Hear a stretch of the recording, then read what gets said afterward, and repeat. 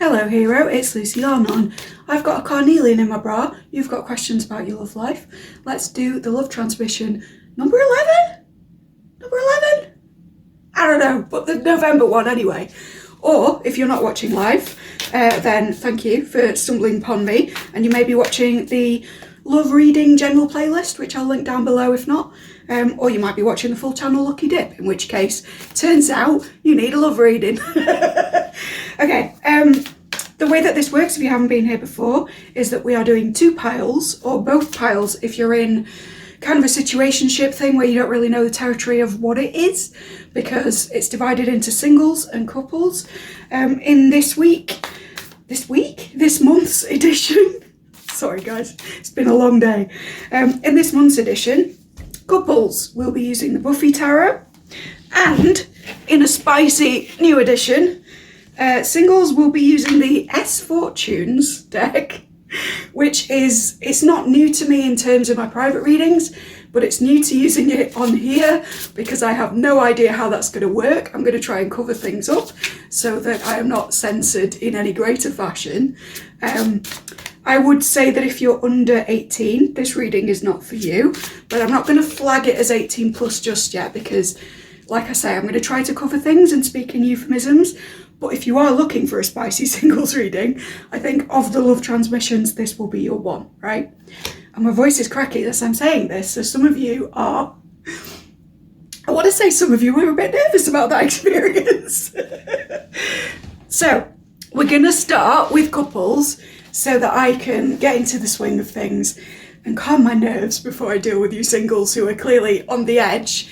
But like I say, if you are in ambiguous, it's complicated, situationship, poly, anything sort of, oh, I don't know, then please watch both piles because there will be something in each for you. That said, this is a general reading for a large general audience. It will apply generally to many people, which means that I won't get specific on things, and not everything that you hear will hit straight off for you specifically, because if it doesn't resonate for you, it's going to for someone else. So, like I say, if it's like a 90% hit rate or something, it's your reading, wicked. And if you want more than that, rather than comment, oh, this wasn't accurate, not that I've ever had anyone do that, but, you know, rather than comment in that dopey voice I just did, the best thing to do is book with me privately, and then we can look into the exact person you're attracted to, or at least the gender, the type, where you are in your life, all of those specifics in greater detail. Right, preamble over. I've done more than enough shuffling from the Buffy deck on couples, so let's see, for those in a relationship already, or for those in a situationship verging on the end of relationship. End is crucial. What's going on for you guys? We have a Hierophant in the upright, Giles. Always like to see Ripper in a reading. And then we have these two who wanted to come out together, so I'm going to take them synonymously. I'm hearing conjunct, so some of you are astrologers, because it's like these are operating as one force, these cards, and that's how you look at conjunctions, if that makes sense. Or conjunct planets, should I say, not conjunctions, which is a different thing. I'm rambling. So we've got Judgment, which is Anyanka in the magic shop, and then we've got the Sun, which is Buffy and Spike. All right, I'm going to go on these so far. Do you like my boots, by the way? The new. I had to get them on camera. That meant that I struggled so hard. Anyway, commitment to the old, commitment to the outdated, potentially. I don't want to say that about Ripper, but he is here as Giles, not Ripper. So there's something here. If it's not that there's a staleness to the relationship, there's something about a commitment to an old-fashioned way of doing things that is perhaps not what both of you would prefer. And then judgments around money, around both of you being breadwinners. I heard the term bread losers for the first time the other day. And I absolutely identify as a bread loser. I probably shouldn't for manifestation purposes, but yeah. Bread loser is popping into my head now from Spirit. One of you feels like you're not financially pulling your weight, or you're not. If it's not that you're not pulling your weight, it's that there is some kind of career path or even magical path for some of you that you are not able to chase because of entering into the traditionalism of said relationship, or you feel like you wouldn't be able to pursue it, and that, yeah, that's it, because we've got the sun. But it's with Spike, spoilers for Buffy, healing everything by sacrificing himself. So there is an element to this where one of you feels that you're sacrificing your hopes, your dreams, or something you would like to do as an extra pastime, or something non-traditional, for the sake of a traditionalist dynamic in the relationship, I want to say, because it will be more approved of by the people that you're surrounded by. That's not in the cards, but it's coming through. Let's get chanting, shall we? What else do you guys want to... My eye is watering on just one side. And we've had this before in I don't know whether it was Love Transmission or the love reading I did where I was dressed like a gorilla. See my playlist. But there was a thing about, I was like controlled crying, my makeup irritated on just one side. And it was about somebody having to control their emotions or having to filter the amount that they could express because of the people around them. And I think that goes with this idea that I'm getting, that it's like the influence of others is weighing in very heavily here. That reading may be for you, or you may have just come from that reading. Hit me up in the comments with confirmation if that's you, because I do love it when that happens. But I don't know whether this is you or them, and I think honestly I'll get cross watchers, so it kind of doesn't matter, and I'm not going to say like, oh, you or they, but there is someone in this who feels restricted, not because of the relationship itself, but because of the broader scope of who is around the relationship and what the implication of the relationship is. It's not even necessarily a commitment thing, because this person isn't feeling like a commitment phobe. It's not feeling like a problem to do with that. And I mean, some of you may be married because we've got the Hierophant, right? It's nothing like that. I think one of you saw this going in a less traditional, down a less traditional path, or they saw themselves being able to be more flexible within it in terms of what they were able to do. And with Judgment, there is a real calling to something, which I feel is being countered by the setting in this card, which implies money, duty, very sixth house kind of stuff. It's like habitual stuff, service to the world, but also like where you get your bag, how you keep your health, all this habit. And it's not very like, I'm hearing what they want is rabbit, which is ironic because I'm going to put a rabbit hat on later to do a different reading. Again, see the playlists. I haven't the time. But there's something, what I'm hearing for some of you is that your partner would like to be fucking like bunnies. Your partner would like to be hopping around the place, being very creative, perhaps transformational, as hares are in lots of mythology.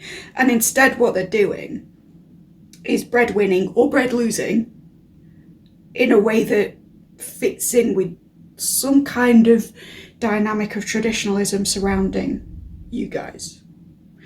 And I heard y'all, so some of you are either Southern American or like in a place where you say y'all, because that's not something I really say. So that may factor in as well, like that sort of traditionalism of the South for some of you. The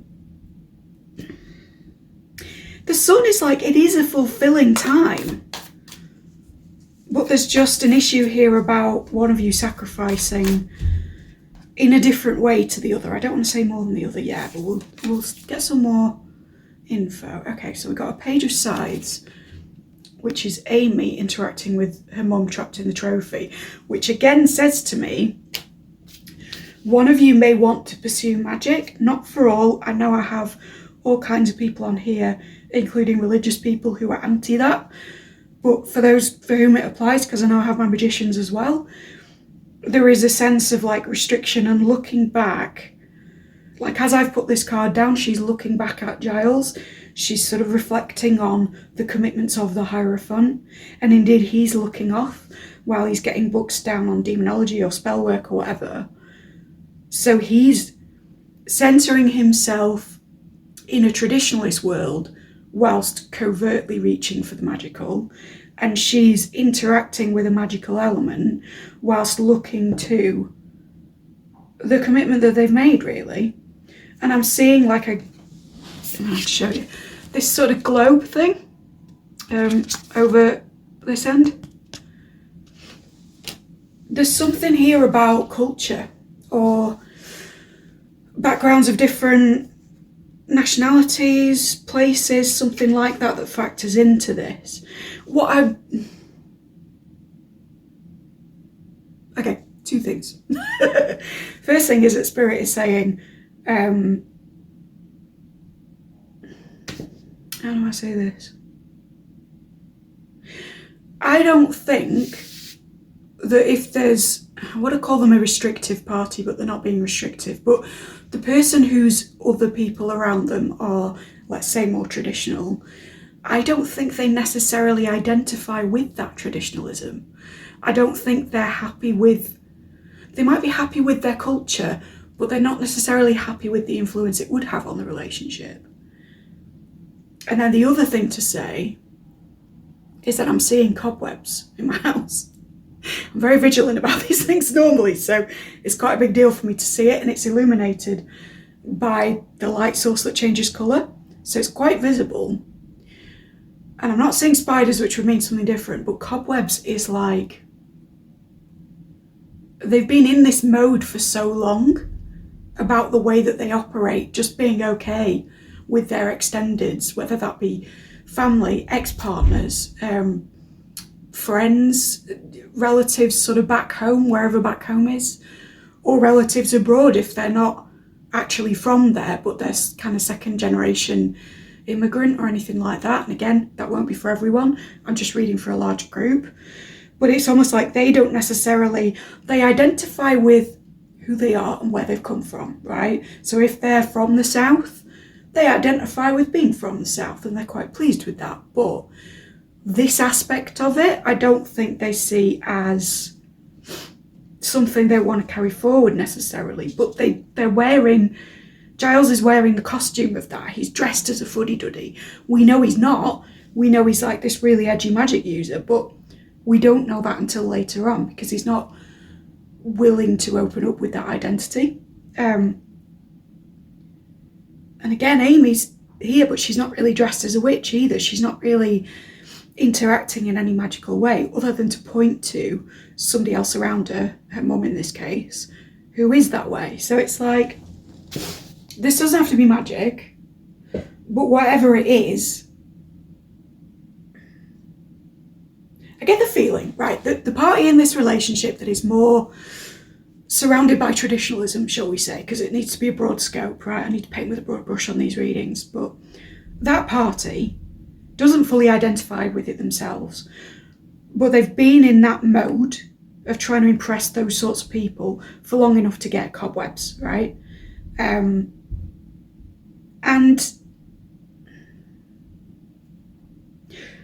as well as there being maybe one key figure that all of that is tied to, who can approve or disapprove of this person, and indeed whoever they're attached to, there is also a flippity-dippity of somebody who's the opposite of that around this person, who's like demonstrating how not to do that.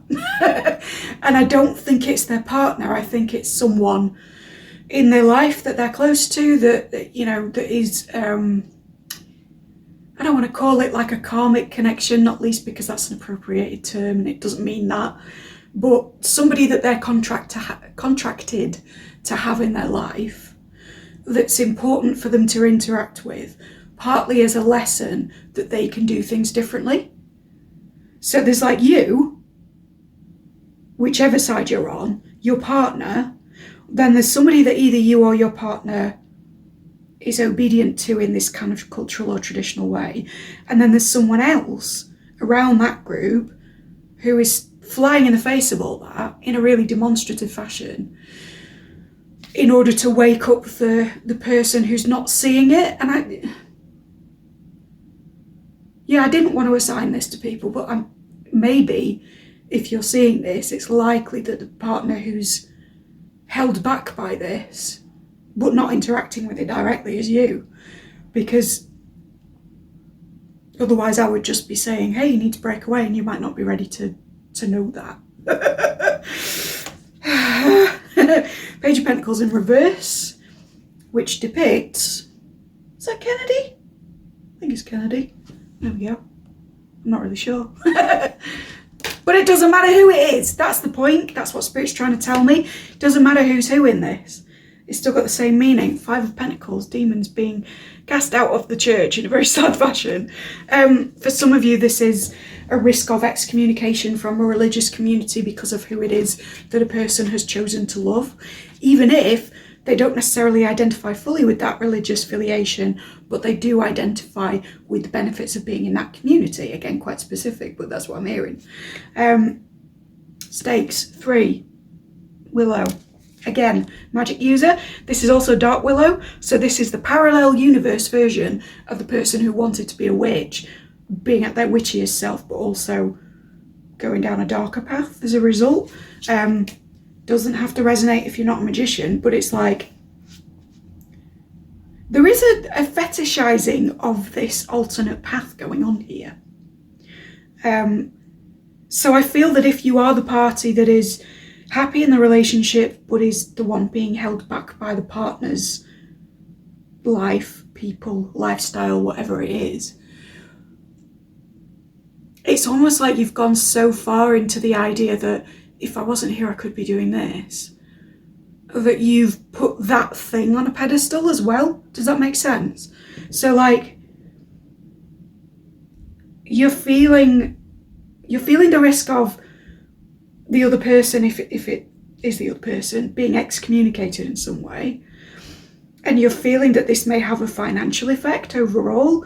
This kind of shunning of the community may somehow, it affects what you guys do. It affects who's breadwinner, who's doing well at their day job, who's not. Maybe one of you has to give up a certain job, if you're in, like, for example, a similar field to me, to fit in with a partner's wider network. And that would affect finances for both of you or something like that. But there's something going on here where with this Page of Pentacles, there's like a financial influence of this as well. Potentially a family that normally financially weigh in, or conversely, Spirit put someone in my head that I know that basically pays for their family into adulthood and is very sort of entrapped in their position because of it, in terms of who they can interact with, what they're allowed to leave behind, etc. So that, you know, either side of that coin, take it as you see fit, resonating for a large audience here. But from the person who isn't directly involved, even if there is this financial fear, like I say, there is a pedestaling of the path that they could take if they weren't held back by, I want to say, what their partner's circle think of them, which is really sad. Because it's not a true estimation of character. It's just one of those things where it's like, oh, you're into this, or you do this for a living, therefore, I'm hearing harlot, hussy, you know, whore of Babylon, or, you know, if you have esoteric or occult interests, you might be called evil. Or if you have a partner who's in a scientific paradigm, you might be thought of as less intelligent because you're interested in those things. I've certainly experienced that. Or there's just something about going your own way, or them going their own way, take it as you see fit, that is, they're going to be either disliked or dismissed in a way that is truly difficult for both of you, I want to add. Because it's not even like this other person, this Hierophant, is entirely happy with this fuddy-duddy outfit that they have to put on in order to be seen a certain way by these people, you know? It doesn't have to be that they dress like that, guys. You know, excuse me, confirmation. You know what I'm saying, right? It's putting on the costume of, I fit in with all y'all. Again, y'all. Not something I would say, guys. But that's not who they are. Nor is it something they want to continue to be, but there is a part of this that they can't leave behind. And reasonably as well. I don't feel this reading is a case of, well, you should just stand up for yourself and sort of go against these people, or say, you know, I love this person, deal with it, or whatever it is. I think the ties are communication things may be an issue with this. The ties are a little complex for them to do that, or it's actually not fair to ask the person to do that. You know, again, family is a big example, partly because it's very evident in the family example why that would be an unfair thing for them to have to do. Like, you can't just leave your entire world behind because you fall in love. But then from the perspective of the other person, it's almost been played like this Romeo and Juliet scenario of like us against the world. And I mean, Romeo and Juliet didn't end well, my dudes. It's a risky attitude to have. I think basically there needs to be some kind of compromise here, or some discussion of it. With the Three of Stakes as well, I feel like the person who is likely to be disapproved of, let's say, is feeling impatient to make their own plans in a bigger way, and feeling like that's not going to be feasible to do within the confines of the current relationship as it stands. But then I guess my question, if that's you, is, so what will you do for this relationship and what won't you do? And how is that communicated or not communicated to your partner going in? Because from their perspective, I don't think you guys have talked about this, and if it suddenly comes out of the blue that you're kind of wanting to go down a completely different road, and that you're actually very frustrated with the way that they identify in their group, I think that's going to be a lot of news to them. I think this is why it's Vamp Willow, right? Because it comes across as, where is this coming from? This isn't you. This is a parallel you. This is the evil Spock version, right? It's like, I don't think it's going to go down well to talk about, but I think it needs talking about. Preferably before it gets to this point of extremity where this person is like, here is my stake, I'm plunging it into the ground, I'm deciding once and for all that this is what we're doing. Which, that's as much of an entitlement in a relationship as coming in with friends and family that you know won't approve of your partner, frankly. I'm sorry, guys. I'm offending everybody equally today, but it's kind of true. Okay, so we have the Fool reversed, we have Xander in the reverse, in the graveyard. Come on, lights. You can kind of see it. There we go. Full reverse is a big risk, or it's the threat of appearing mad. It kind of applies to both of you, if I'm honest, because the person for whom a certain culture or a certain brand of traditionalism, even if that's something as commonly accepted as skepticism, they're going to feel like it's risky beans to fully express their wants and needs about the relationship to anyone outside of it, because they've got a lot to give up if things go badly, right?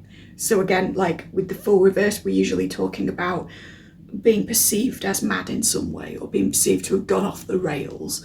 It may be that these people that we're talking about would accuse the person of out of character behaviour and of losing their shit, of like going off on one, of doing this to rebel. And you and I know that's not the case at all. But I think it's so alien to the people around them for them to be with somebody unlike them, or outside of their approval and their control, crucial, that they would be perceived of as like doing it to rebel.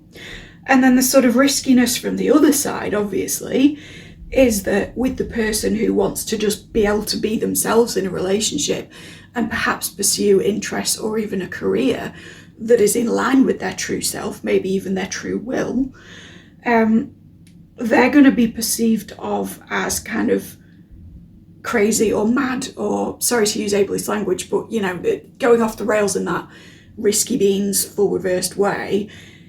If they give all of that that makes them up for this relationship.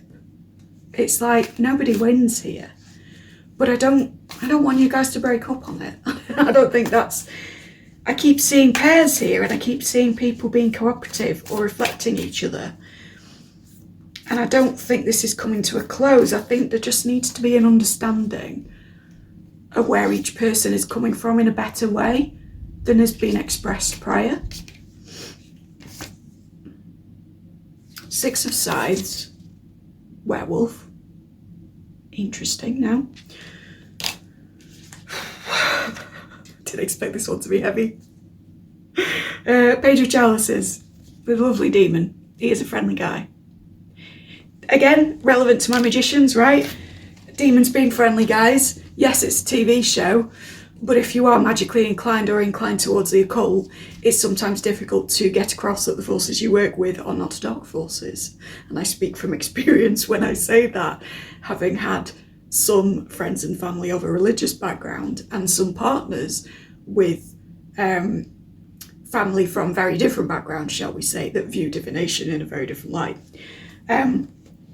There's also something here about the person who wants to do their own thing and be themselves being at risk of going full wolfman, in terms of like, if it's you, be very careful that there's not a Jekyll Hyde response coming out where you don't speak about this and you become so frustrated over time that then there's some kind of communication outburst. My throat is closing right up, so it's almost like the reading is telling me so much about this because you've never actually articulated it out loud. And I want to tell you to, not least because it'd make it easier to deliver this. But it's...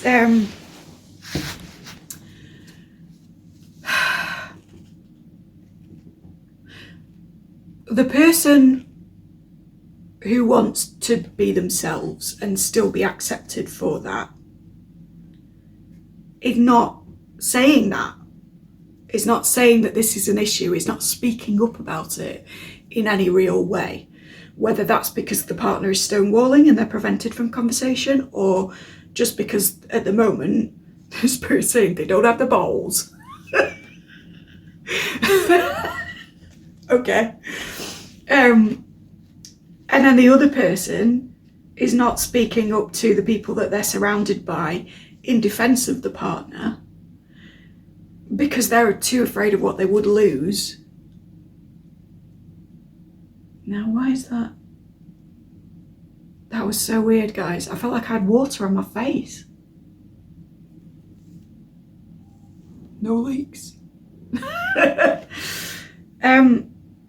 Oh, okay. They would be speaking too much emotion and they're not used to expressing emotionally, especially around these people. Again, the crying out of one eye, right? The reading where they couldn't quite, they had to cry about it at a set time. Sorry, I'm not laughing at this person. I'm laughing with the way those messages come across. So it's not just even that they can't defend this other person because of what they'd lose. It's also that they can't express that they feel ways about stuff because that's just not done in whatever environment they're from, or not done on this subject or on this topic. It's just kind of presumed that they will want certain things or go a certain way and that there'll be no emotional reluctance around that. So for some of you, this person is trained to be emotionless by this same environment. For others of you, it's more like nobody in that group, I want to say group, can really understand why they would be emotional about this specifically. It's just like, well, if he or she is not one of us, or they, then why are you like triggered by that enough to cry or to get upset or to feel nervous about speaking about it or anything? But I'm getting cry because it was like a single tear dropped onto my mouth. It was weird. And it's not just me spitting, although I am. I'm hearing spitting rhymes now, so some of you, like one of you comes from that background, or there's something to do with making music that's like frowned upon. I don't know, confirmation in the comments, guys, if anything hits. two of sides in reverse, right? And it's Riley. And comically, the last time I read with this deck, I forgot who Riley was. Don't we all, right? I know, it's shade. But genuinely, as one of the biggest Buffy fans ever, in every sense, I forgot who Riley was. And I was like, I can't remember this guy. He's only been a boyfriend for a couple of seasons, it's fine. It's not a main character.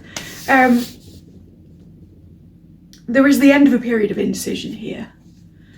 I feel that it might be from the person who is the triggering person, not the person with the triggered environment, because there is a sense of Riley being forgotten, being forgettable. I'm not saying if it's you that you are forgettable. I'm saying that the way that Spirit is communicating to me who this person is by going, hey, you know that time you forgot Riley existed? Well, it's like this person is being forgotten in the relationship. That's what I'm getting at. But it's almost like, if that is you, you've come to a point where you're like, well, decision time's over, mate, because I now feel so extreme about this that I'm willing to just go forward and do my thing, whatever. It makes me think of, now which one is it? There's a particular story in Women Who Run with the Wolves about authenticity in the face of collective approval. And I mean, the whole book's about that, arguably. If you are female or feminine identified, then do read it because it's fantastic. But there's a particular one where the wildness of the person, like the person needs to be rewilded. It might be the Singing Over the Bones one. Hit me up down below if you know which one it is. But it's like there comes a point past which you can no longer be approved of by the community without perishing, like literally perishing, because of it going so far against a personal purpose that you cease to function. You become a shell and then you sort of wither and that's it. And it's not for all of you, but for some of you, this feels that extreme. It feels like, well, if I can't pursue these certain things, then I'll perish. So it's kind of decision time's over, because if it's a choice between this person's authentic whole self and having a partner at all, never mind having this partner, they will choose being their full self. But actually, I suspect that if that was communicated, that would be the thing to bring this person back to them and to solidify the relationship further, because my suspicion is that the person who doesn't fully identify with their background or with having to seek the approval and indeed control of everybody around them before they move forward, they're in a place where their spiritual lesson involves taking their cues from people around them, including the partner, who aren't like that, in order to break away from it, particularly if it's an ancestral pattern. So if you're the partner of this person and you know that their grandparents or their great-grandparents or even their parents had this same thing of like, well, in order to be in a couple, I'm going to just like cut out this entire part of myself, and that's love, then part of this person's mission in this lifetime, not to get too crazy about this, is to break that and to be the person who says, love stands, whatever everyone else thinks, because love isn't about approval, it's about what everybody can learn from each other. Yeah, so it's not conditional. And that means also that if this person's families, friends, networks, love and appreciation or indeed approval of them is conditional, it might be part of their mission or purpose or highest and best bliss to eventually break away from that to some extent. And I don't want to say they're going to cut off, because that's not appropriate to ask of somebody. But there's a compromise to be reached here. And I think that actually, it's not like laying an ultimatum is a fair or a right way to address this. It's more like if there is a conversation where it is made clear that one person is not going to compromise who they are in order to be fully loved, fully accepted, fully integrated in the way that was formally agreed upon, perhaps even in a marriage because of the Hierophant, then that is the catalyst for this to open up as like, okay, you're going to do this, but you're going to kind of put up with the way that you're treated by my externals for now. And meanwhile, I'm going to approach these people as my authentic self and talk about how I admire your authenticity to them. Yeah? I hope this is making sense, because it's like all coming in bits and bobs. Okay, so we've got a 9 of Pentacles. I think it's Anya. She has roller skates on, so some of you may be skaters.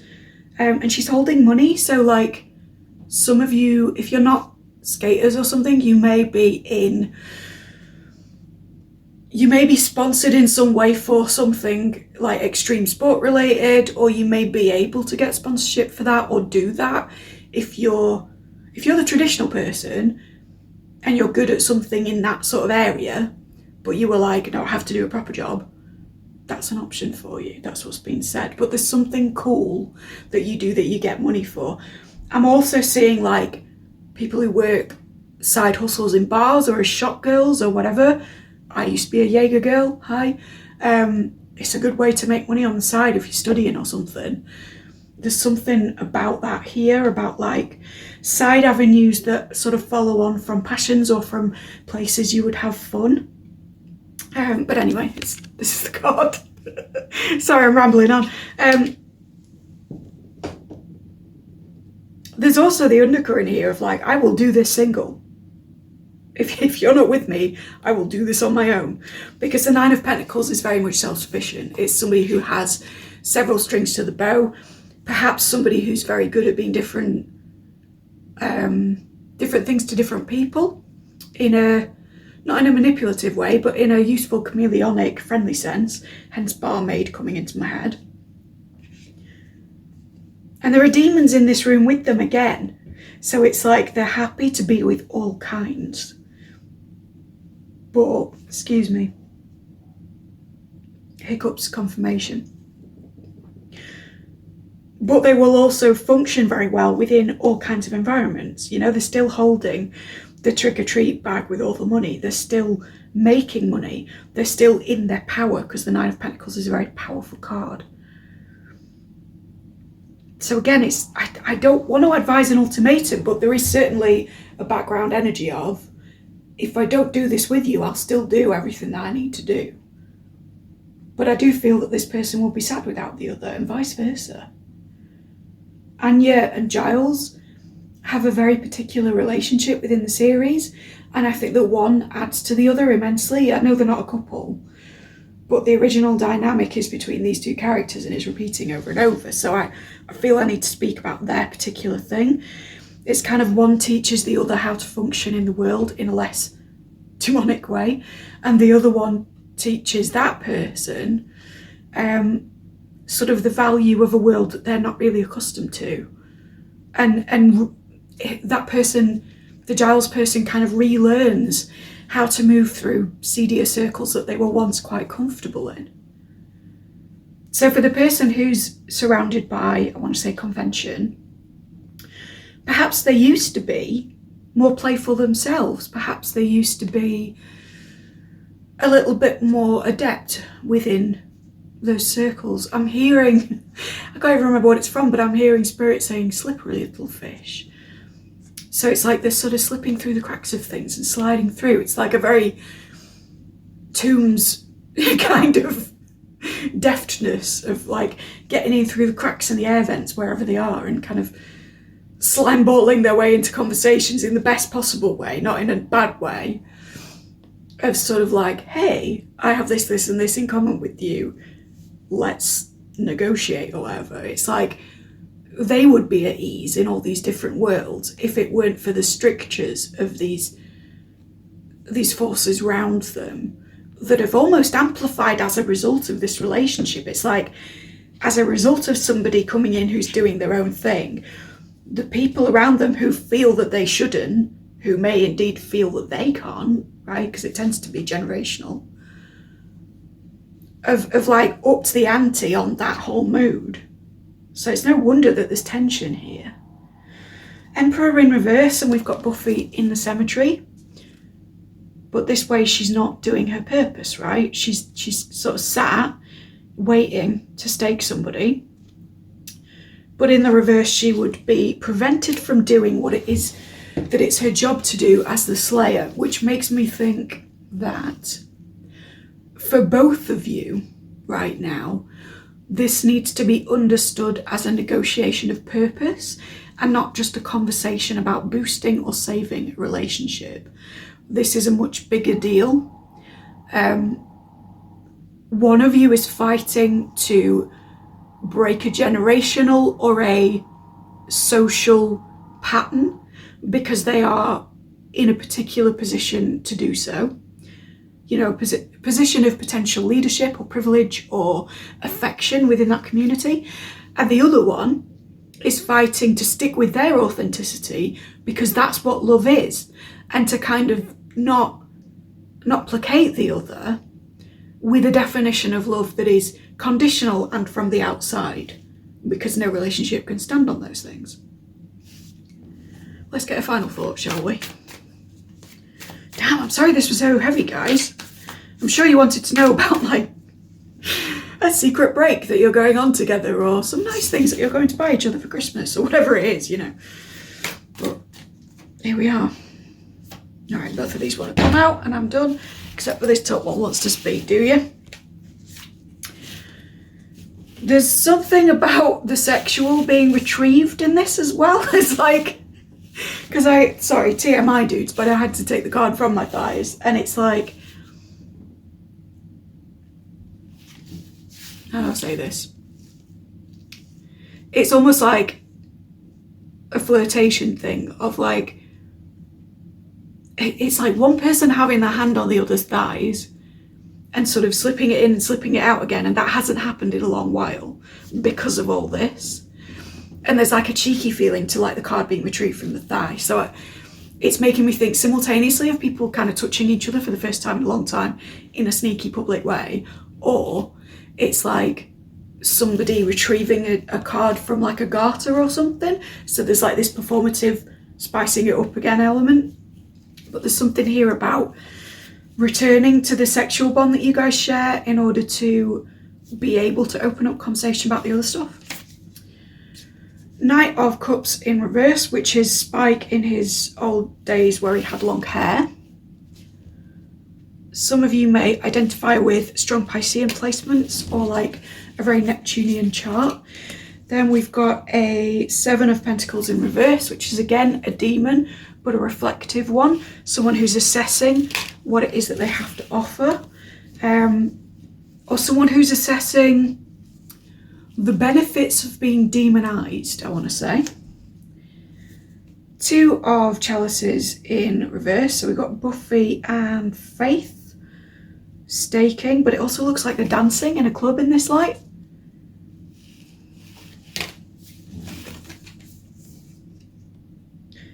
And Three of Pentacles in reverse, which is these guys getting together. Aren't they the guys that built like the robot lady? It's sort of a comment on building, on cooperating in building the ideal relationship, but also on how each one can pedestal the other within that dynamic, right? It's almost like, I use the Gundam references a lot on this channel, but it's like one of you wanted to build the perfect robot other, and then the other one wanted to build like a Gundam around yourself so that all these attacks couldn't come in. It's very, yeah. Don't go on artificial casing, my dudes. If you feel ever that anybody makes you feel like you have to be armoured, that is something to speak about with them kindly and not something to armour against. And I speak from experience. There's something about like the more external defences somebody's putting up, the more shut away in their Gundam someone is being. And I'm hearing the phrase pilot of the pandemonium, which is something I put in a poem about someone I love. But it's like the more that they retreat from that chaos by sort of building this armour, the less they're in touch with their authentic self, right? The forces of movement within that thing get bigger and echo and become clunkier as they kind of spread out. Does that make sense? So it's like the more shit you have piled on, the more difficult it is to move around, and also the more that stuff eventually is going to have to kind of buckaroo out to the universe and be like, no, I'm shaking all this off. So whichever side of this you're on, don't be defensive, okay? I'm hearing Parks and Rec, don't be suspicious, don't be suspicious. But there's this sense of finding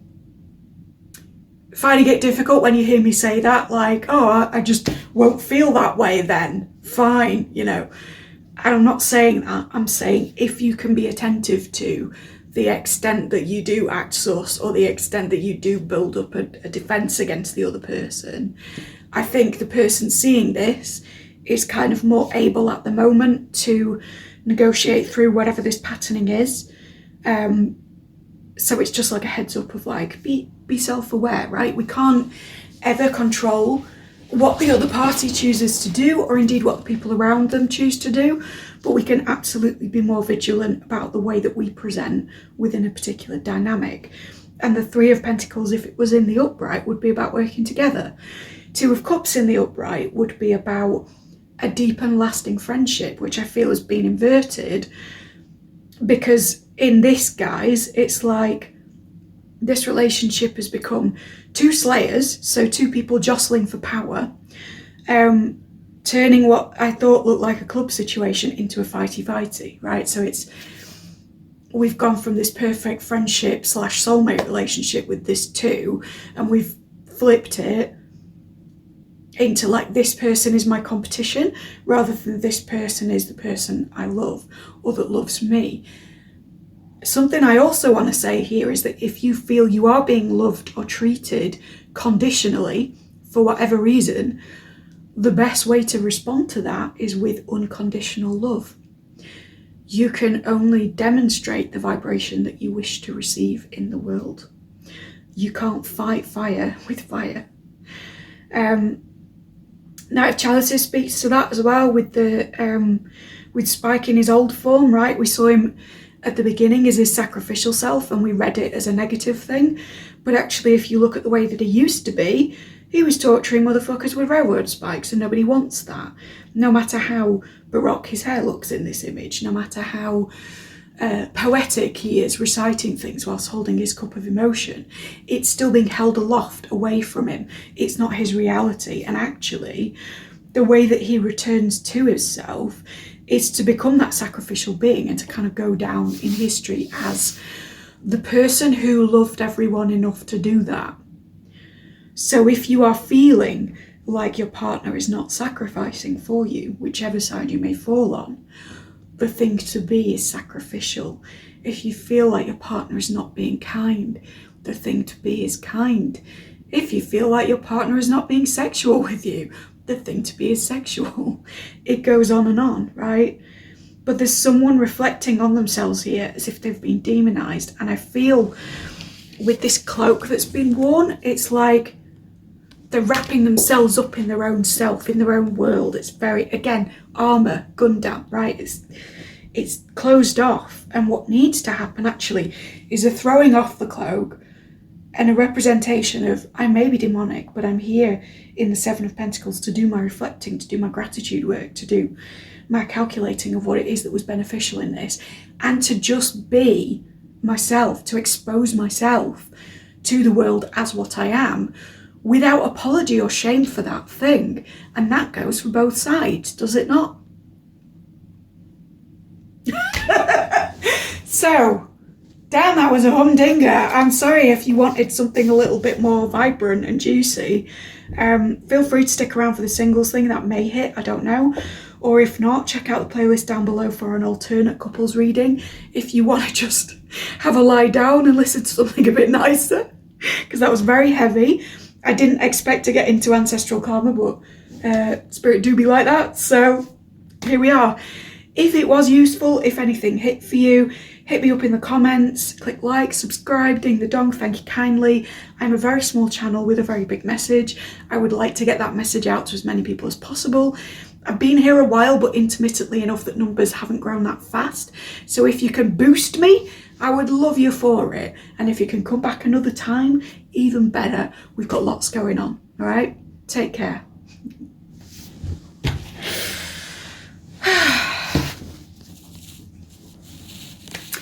If you're here from pile 1 and you're coming for both kinds of reading, I want to say thank you, because that was quite the reading, wasn't it? That was a lot heavier than my love transmissions usually go, and it was a lot less happy than one would think one might be in a couple. So the first thing I want to say to all singles watching is, if you are fully single, sometimes that's something to be thankful about, right? Sometimes that comes with less complicated territory, is what I want to say. And if you really want to make yourself feel better by comparison, watch the couples reading that we've just done, because man, that was tense. I feel like I need to shake it off. I'm hearing Taylor Swift. I'm like, ooh. Okay, we are using the S Fortunes deck, so I'm going to show you cards but cover them up quite a lot as I do so. I apologise if that's frustrating, but my intention with this is to give a slightly spicier reading than I might be able to with a different deck. There are also love readings with the Manara, if you fancy that as well. I really do feel like I need to just, hold up, cover your ears or take your headphones out in 3, 2, 1.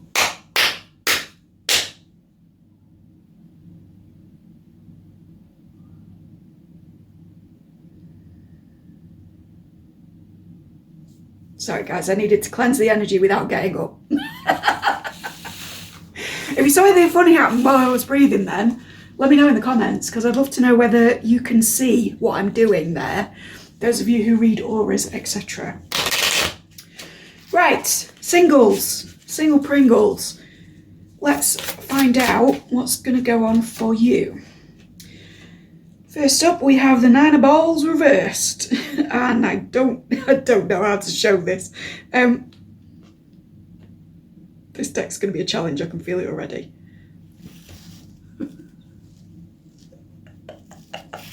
Okay, so that's the equivalent of the 9 of Pentacles, and one person is with their face in the dirt, the other person is behind them having a very good time. In fact, they're both having a very good time.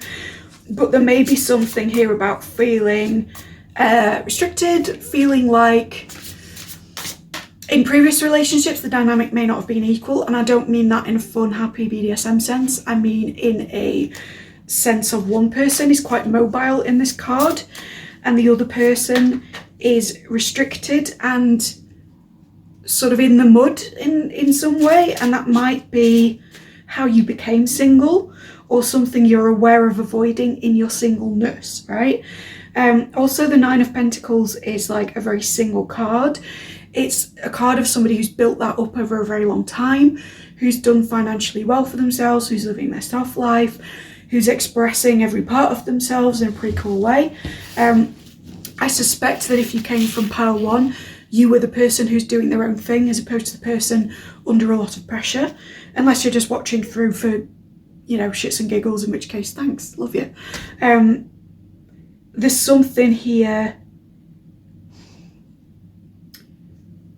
You spent such a long time building yourself up on your own as a result of perhaps this unequal power dynamic previous, that I think there's some kind of trepidation about what's next. And I'm noticing, without showing the card again, that the trees in the background are sort of misty, slightly obscured. There's like a fog, which to me is firstly lack of clarity with anyone you've been involved with recently, but it's also like not being able to see a clear future for yourself because you have a very fixed point that you've gotten to and you're pleased with yourself for getting there, but also it's like, well, who can step to that now? There's almost like it's an uncomfortable feeling in my body, like a worry that you've done the independence thing so well that it's like, well, what can fit in around me, or what is there out there that stands up to where I am? And I'm being shown by spirit, like, my recent interactions on an app, and sort of looking through single people, through someone else's phone actually, but sort of going, damn, is that the market right now? Like, and the feeling of like, with all the work I've done, with how far I've come on everything, with how much I've attempted to glow up myself physically and otherwise, is that where I'm at in terms of what's there to receive? And I think there's something here for you that echoes that fear. That is super judgmental on my part, and I think it's unique to the thing that I was looking at, the range that was there for that person and the place that we're in. But it's something you might have experienced, right? I'm literally getting like an image of someone on Tinder going, nope, nope, oh damn, nope. Am I that boring? Am I that old? Am I... Do I have to put up with this, this and this? Can you iron your shirt first? That kind of thing, right? Okay, then we've got the three of beans, as I'm going to call them, which is one person on another person on the ground. Again, like somebody is underneath and on the ground and sort of looking into the dirt, so you're not feeling very pessimistic about the way that you're going.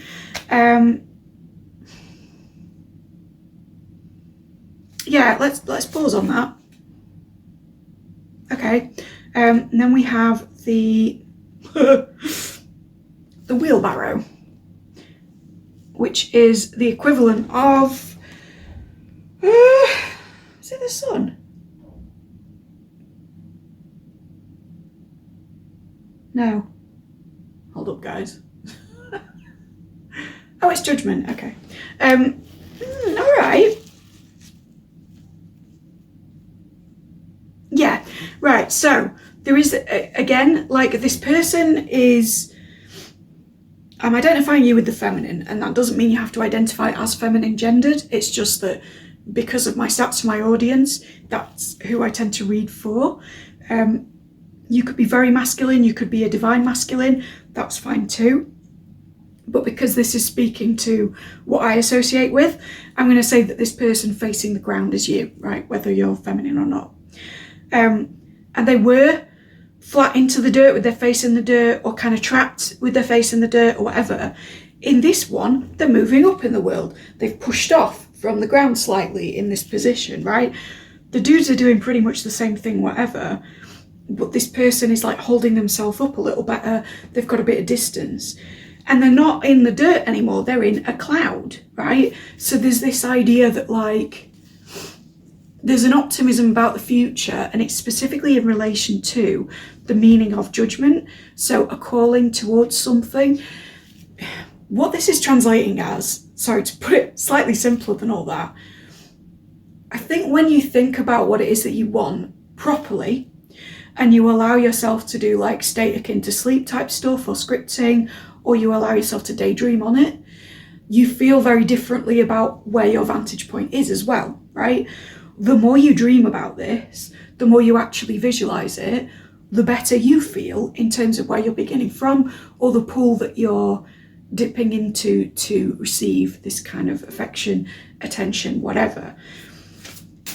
But even then, there is a power dynamic here in your self-concept between you and whatever gender you're attracted to, or genders, where they have the upper hand in some way.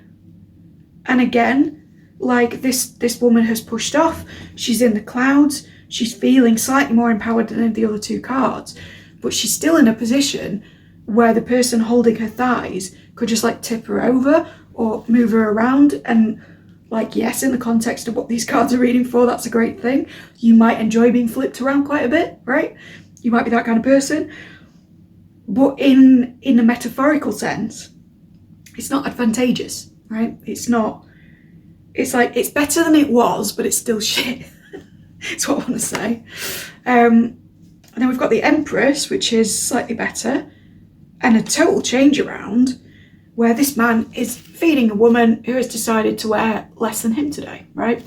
So you've got a complete shift once you go into visualizing what it is that you want and understanding the power dynamic self-concept thing, into somebody's feeding you grapes, you're being treated luxuriously, you're being given exactly what it is that you deserve to receive, and indeed what you worked for by doing the Nine of Pentacles stuff that we talked about, right?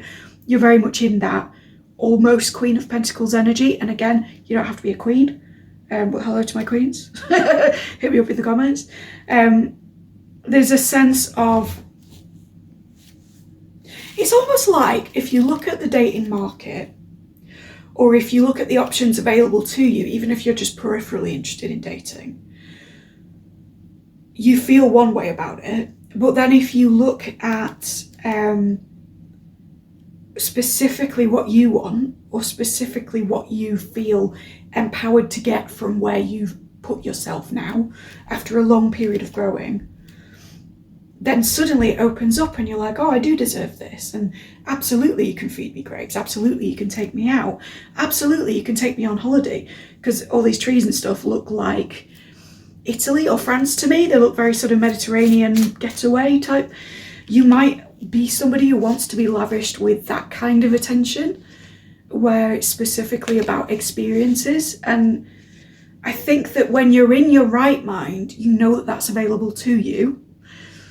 But when you're looking at things through the context of where it is you are, or the apps that you're on, or the lens of your local community in some way, that's when you go backwards and you sort of go, I've done all this just for this range of people, just for these people who pull this bullshit again and again, right? There's this like, are you serious? kind of a feeling. And maybe that's reflective again, because we said about this recent interaction where someone's face is in the dirt. It doesn't have to be that it sexually went that way, or even that it got sexual. It will vary for many of you, but there's a sense of like, the last time round, in whatever sense, you were left with your hands on your hips going, really, bro? Doesn't have to be a bro. Really? And I think that the only time that flips is when you're in your own chosen vibration, is what I want to say, rather than the response to your environment, which instantly makes me think, as a tarot reader, that you need to do some self-concept work on the bridge between what you feel you deserve when you're in a good space versus what it is that you're somehow drawing into your experience based on the assumptions of previous relationships, interactions, and or kind of fuckboy feels or fuckgirl feels or whatever, right? There's something, what has been available to you up to now is not indicative of what is available to you in the future. And I think that you know that you've done the work to ask for something several levels above what it is that you used to have in that sense. But also I think when you're low vibe, or when you click out of it, or when indeed you're faced with the reality of what is on offer within, I want to say, your community, you click back into, oh, I deserve what I've already had. And for many of you, what you've already had is kind of a shit sandwich.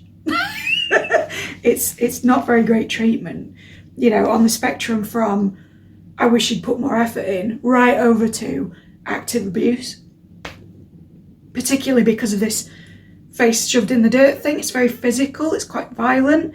And again, that's not me being anti-BDSM or anything like that, but it's like, it's visceral bad treatment is what I want to say. So I'm sorry if that is you. But I do think that you're correct in your judgment card calling to something truer. When you do acknowledge all the pentacles accumulated in this 9, and you sort of say, I've sorted out this bit of my life, I've sorted out that bit, I look like this and it's completely different. My job is now here and it's completely different. I have leveled up in whatever way, even just mindset, to the extent that I absolutely deserve the best. I would agree. I think you do. I think your problem is whether you believe that with regularity. 4 of Wands, And now the person in the feminine, or the person that I was identifying with you, is sat on top of somebody else lying down. How uncanny, right? How convenient. This is, Four of Wands is about stability. It's about taking a holiday for some of you. So you may find clarification in terms of your single life when you're on vacation, or when you're approaching somebody of a different background. I want to say somebody who might be financially well off, because there's a castle in the backdrop, and castles are owned by people with a lot of moolah. Yeah, there's like a reclaiming of your power. The person, like, it's a very, some people would call this vanilla. However, it is a position where somebody can get exactly what they need out of it, and they can determine how vanilla it is, if you catch me, right? The person doing most of the moving can determine how fun the experience is to a greater extent. There is a demonstration of increased control with both your sexuality and your love life in general, coming from what we said about the Empress, what we said about judgment, what we said about getting into correct vibration to understand what it is that you deserve, rather than what it is that circumstances have been reflecting back to you as being on offer.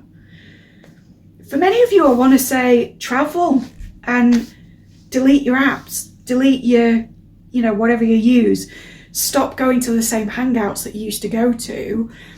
Spend more time by yourself, sort of thinking about, where does this new me hang out? Because it won't be with the same friendship circle. It won't be doing the same things that you used to do, because you've had a level up.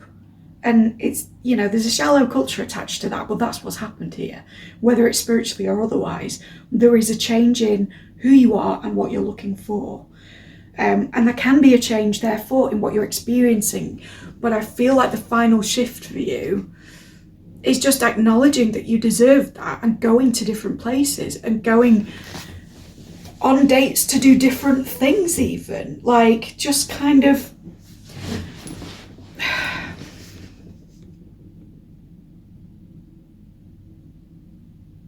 I don't want to generalise, and I don't want to get into stuff about who should spend what money, or what kind of dates people turn down because they're living their best life and all this, because it invites both entitlement and accusations of misandry from men who frankly shouldn't be dating.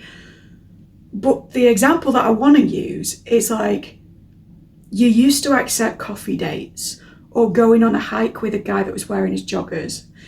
And now you're only ready to accept a dinner or a trip somewhere, or something that genuinely engages both parties, where both of you have to turn up looking your best, where both of you have to be fully transparent about your goals, your history, what you're looking for, etc. I think that you may have had lower standards in the past than what you're exhibiting now, or what you'd like to exhibit now. And I don't mean to use those, like, not even money markers, but I don't mean to talk about low and high effort in those kinds of ways to spark a debate in the comments, or to say I agree with one side or the other. It's a very good demonstration of somebody suddenly recognising their worth to the extent that the way that they date changes a lot. And I think that's happening for you. And this has come out in other readings previous, so check out other love readings on the playlist. But I think for you, the key is not me saying, this person's coming in, they have this colour of hair, and they drive this car, and they do this for a living, or they're going to say this to you, and that's how you'll know them. Excuse me, hiccups confirmation. It's more important for me to say, what are your green flags? What are your dream dates? What do you require of another person as baseline? And also to say to you, if your baseline is higher than the other people you're dealing with, or even like your impression of me because of me dressing kind of trashy right now is like, well, how would she know? you're going on you, right? You're not going on me. You're not going on your friends. You're not going on the guys that you used to date or the women you used to date or whatever and what they consider to be correct. You're not going on Reddit threads and what's appropriate and what's not from strangers on the fucking internet. You're going on, I now deserve to have my ideal life. I am the sole determinant, the operant power I'm hearing, of what that looks like. And my baseline for a good day is this. And if it seems utterly unrealistic to everyone around me, so be it. I've earned it, right? Because you have. I do feel you have. And I feel also it may be very specific for you. The way that the light is reacting off some of the stuff that I have on shelves you can't see is making certain books and things glow at me, and the stuff that's leaping out comics wise is telling me you might have a very different aesthetic to everyone around you. Your version of living your best life might look very different from the narrative of what that is for most people, particularly if you're like me and you like the lessons of things like femininity circles in terms of self-worth, but you absolutely do not identify with the aesthetics of it or the classism or the sort of low-key racism of a lot of it, right? I think that you have wonderful and very niche ideas about what it is that fires you up in particular and how you want your life to look. And I think that part of the reason that you've maybe felt a bit despondent about dating as of late is that you've gone about it as if you're using everybody else's paradigm, or you're using what they consider to be good qualities in a partner to determine what you want in a partner. And I want to say, throw that out. I also want to say, for people who are built like me, if your prerequisite is that they come in space boots, fucking do that thing, because they will. If your prerequisite is that they must be up for going to art galleries, I mean, if all you're seeing on Tinder or whatever is gym bros, think about that and move in the circles that you wish to be in, right? I think I want to say that you're an expert in one thing or another. And again, this is such a general audience that I don't know what you're an expert in, but I feel like whether it's the field that you're in or a passion you have, whatever this thing is, colours the way that you experience the world, literally colours for some of you, like the vividness of it, in such a way that you cannot operate under the criteria of other people of your gender affiliation, your orientation, etc., etc. You have a unique vision for your life. Your job after this reading is to transfer that to your love life. I feel like maybe you've been getting the messaging that you can't have it in both arenas. It's like if you're super creative, it's like the messaging back from everybody is, well, you can be creative in this, but you can't in your love life. Or if you present like that in this world, people won't fancy you, or people won't respond to you, or whatever it is. I mean, for some of you, you've come from the first reading because you were the person surrounded by certain traditionalism or just a cultural atmosphere of, you can have that here but not over here. And I am here to tell you, whatever you think of me, that as an ambassador for doing whatever the hell you like and presenting however the hell you want, that is horseshit. And you can have exactly what you ask for. And I say that as somebody who literally manifested a list and met the person and was like, by God, I've created it. What do I do now? You know, in this sort of very detailed, very specific, everyone else would consider it a weird combo kind of a way. And I think that that's possible for you. I think maybe this is my master manifestor pile, if that's like a thing I can say. But certainly in order to take back your sexual power and have autonomy over the situation, as is demonstrated by your significator being like on top in this, whether you want to be on top or whether that's your worst nightmare, right? Each of their own. There's a sense of taking it all back by applying what makes you you in every other realm in every other area of your life, and pushing that into your love life and going, what happens if I don't just watch magical movies, but I require a magical partner? Or what happens if I'm not just really technical at work, but I'm also technical and strategic in the way I go about finding another person? Or I require a strategic mind that surprises me on the first date, or the second, or the 50th, or whatever. It's like, and this goes with people who are in a dating pattern. Like, if you came to this reading hoping to hear about someone specific, I feel like your nurturing spirit is saying, yes, that'll all happen, but you need to set what your requirements are before it can. Because at the moment, I think you're operating under what it is that you've been taught to expect, rather than what it is that expresses you in the realm of your love life in a way that is cohesive with your overall aesthetic, your overall passions, your overall values, your overall contribution to society. So of course the people that you're coming across seem like dull assholes because they're not, you didn't seek them out to be fitting to you. You sought them out of a feeling of lack in terms of like, will I find somebody?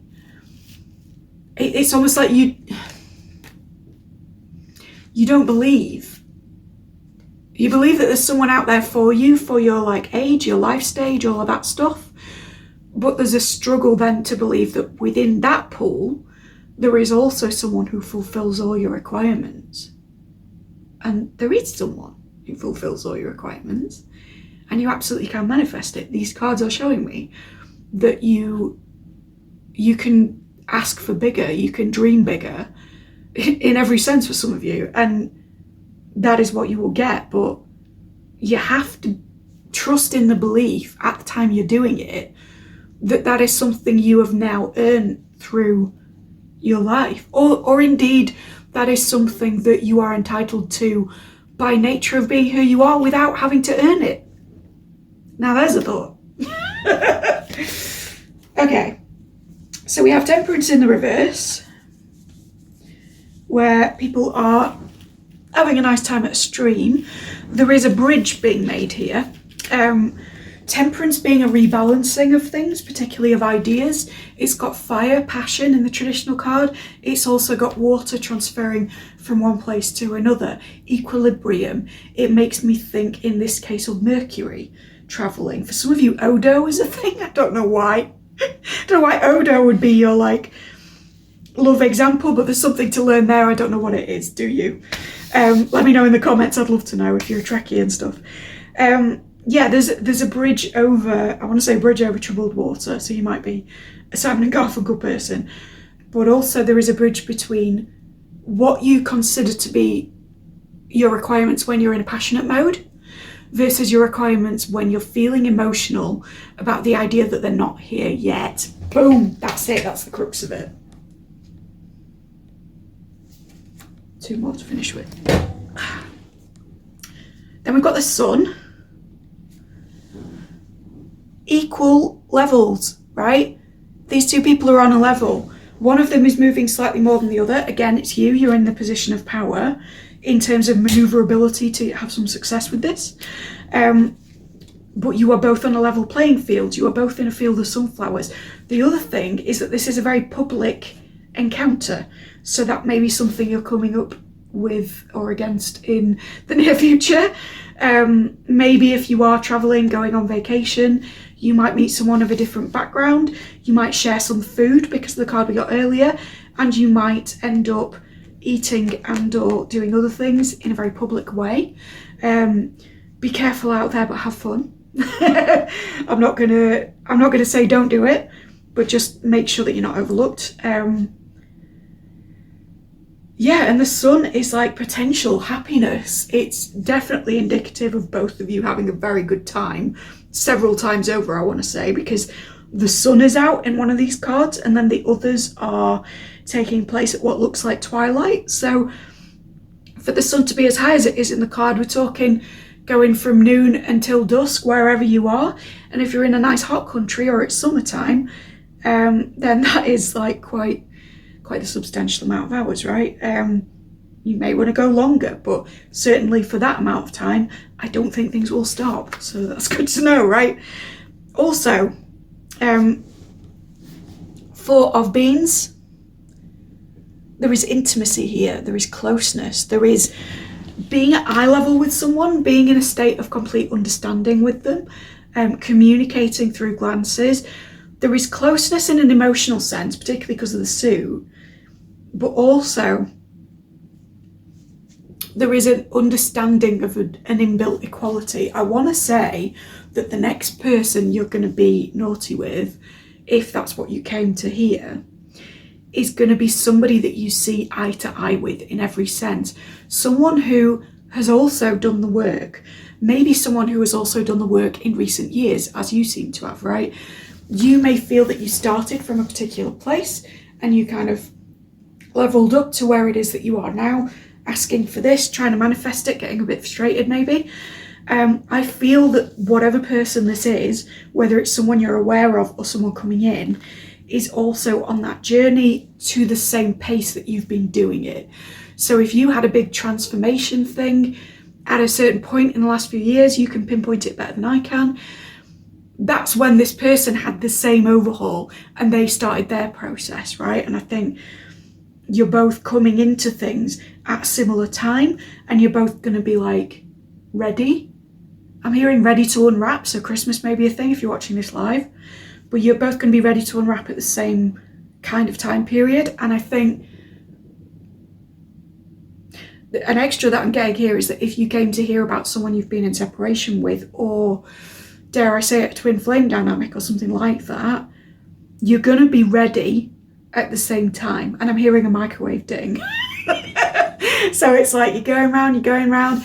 Am I going round in circles? Oh my God, this is a long wait. Is this all that's on offer for me? Can I get my vibration right? If I'm getting my vibration right, are they getting their vibration right? Can I spy on what they're doing? No, I shouldn't spy on what they're doing. I'm doing what I'm doing. Oh, will this ever end? I'm going round and round circles. Ding! And at the same time, over the other end of the room, or the world, or wherever they are, ding! And the doors pop open, right?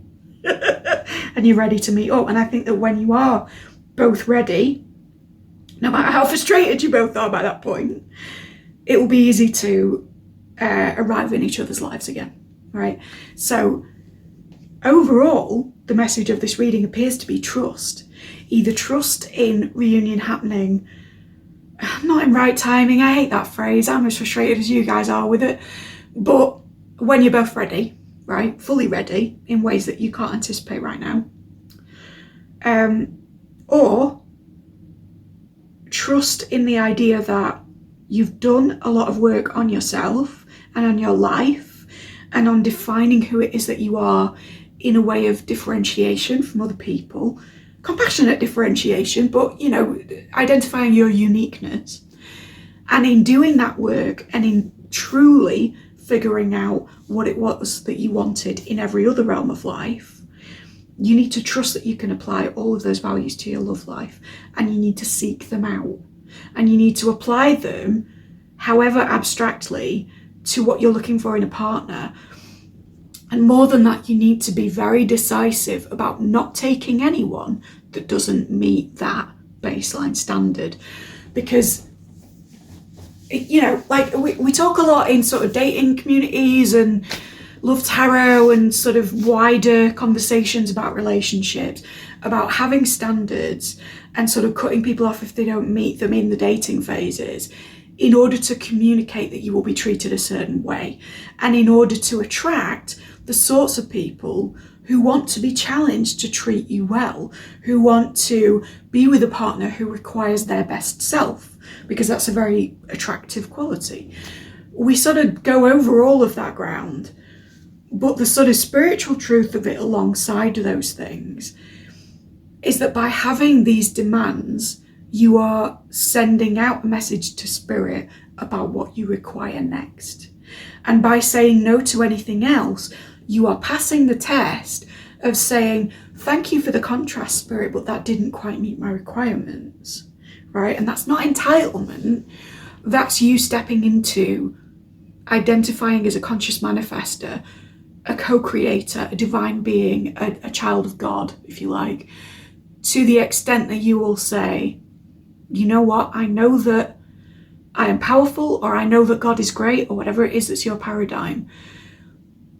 And to that extent, to the extent that I know that, to the extent that I trust in it, trust being a big word for you, I'm not going to take anything less, because I know that there are 1001 miracles out there, but there is just the one that I asked for.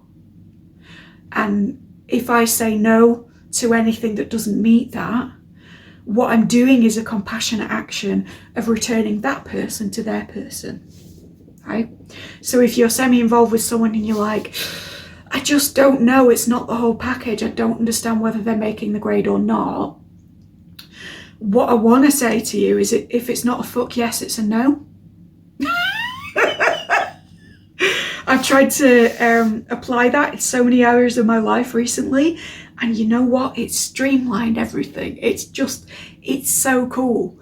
And it's not just a sense of honing in on stuff and narrowing stuff down because you're crossing out a load of possibilities, which at first is very scary, and we've expressed that in your cards, right? But it's also like the possibilities don't actually limit as you go forward, right? Because your idea of what is acceptable may be getting smaller and smaller, but also the universe is feeding back to you more and more of what it is that's within that range.